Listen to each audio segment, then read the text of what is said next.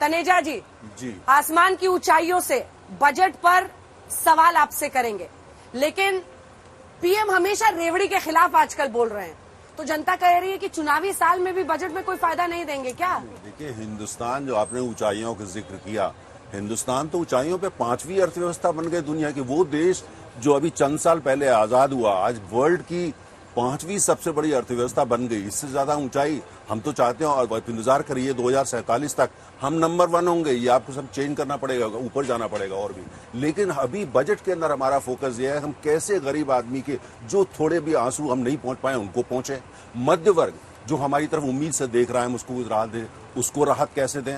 और देश की जो हमारा किसान है, अगर आप देखिए हमारी जो एग्रीकल्चर में ग्रोथ हमने हासिल करी है, रिकॉर्ड है। दूसरी बात, अगर आप 2013 का देखिए जो एलोकेशन होता था बजट में, मात्र 22,000 करोड़, हमने उसमें 575% की बढ़ोतरी करी। 500 आप देखिए, और ये सारे फिगर्स है, कोई इस पे कॉन्टेस्ट नहीं कर सकता। तो ये उधर किसानों पे हमारा पूरा ध्यान रहेगा। साथ में हम देश की सुरक्षा को और कैसे मजबूत करें, और सबसे बहुत जरूरी अर्थव्यवस्था का विस्तार कैसे करें, आधुनिकीकरण कैसे करें, इंफ्रास्ट्रक्चर करें। और आप देखिएगा जिस दिन बजट आएगा, सारे एक्सपर्ट और मेरे ये दोनों साथी ये स्ट्रगल कर रहे होंगे कि कैसे इसमें कुछ नुक्ताचीनी ढूंढ ही लेंगे। आप वो चिंता मत, वो ढूंढ ही लेंगे, वो अपनी लिस्ट उनकी अलग होती है। आप दर्शक समझ जाएंगे कौन से। गौरव वल्लभ जी, ये बताइए कि इस साल 9 राज्यों में चुनाव होने हैं। अगर कश्मीर हो गया तो फिर और भी उसमें जोड़ लीजिए। चुनाव होता है तो चुनावी बजट होता है, चुनावी बजट होता है तो लोक लुभावन चीजें उसमें कही जाती हैं, पर लोक लुभावन वही ना जो लोगों को लुभा दे।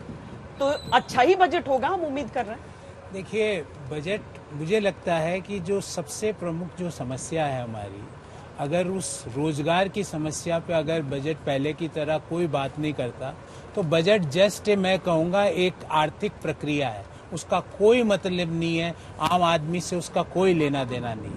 अभी आपने किसानों की बात करी, हमें याद रखना चाहिए 2022 गए हुए अभी 20-22 महीना भर हुआ है। क्या 2022 में प्रधानमंत्री जी ने वादा किया था किसानों की आय दुगनी करने का।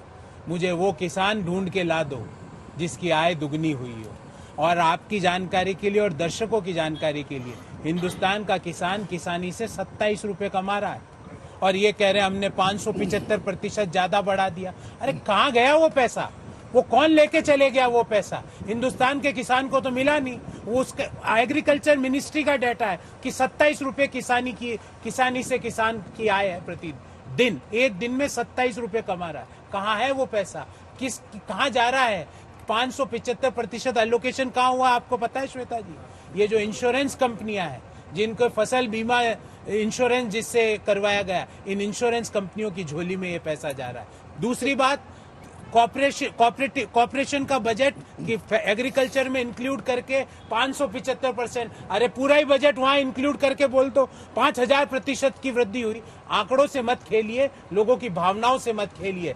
समय क्या 2022 में, मैं यहाँ पे किसान नेता भी बैठे हैं, मैं उनसे पूछूंगा एक ऐसा किसान उनको मिला जिनकी आय 2017 में जब प्रधानमंत्री जी ने कहा था कि किसानों की आय 2022 में दुगनी होगी, एक किसान की हुई हो तो बताओ। हाँ, किसानों की जमीनें प्रधानमंत्री जी के इष्ट मित्रों ने जरूर हड़पी है। हमको ये समझना पड़ेगा इस बात का कि जब ये गए थे सत्ता छोड़ करके, किस हालत में थे, पूरा देश क्या सुनता सुबह शाम तक, ये स्कैंडल वो स्कैंडल, ये स्कैम वो स्कैम।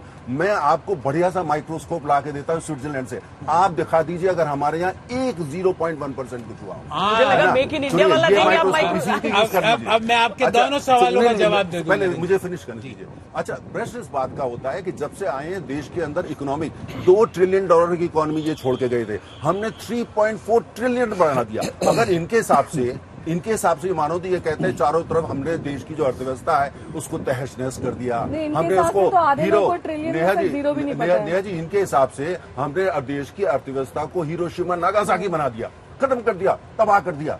तो ये फिर $3.4 ट्रिलियन वर्ल्ड बैंक छत पे चल के बोल रहा है, IMF बोल रहा है। उनको छोड़ दीजिए सरकारी संस्थाएं, जो प्राइवेट ऑर्गेनाइजेशंस है, दुनिया भर के थिंक टैंक है, वो भी यही बोल रहे हैं। निवेश देखिए, वो जहां पे $28 बिलियन का FDI नहीं आता था, आज लगभग $600 बिलियन का इन्वेस्टमेंट हम लेकर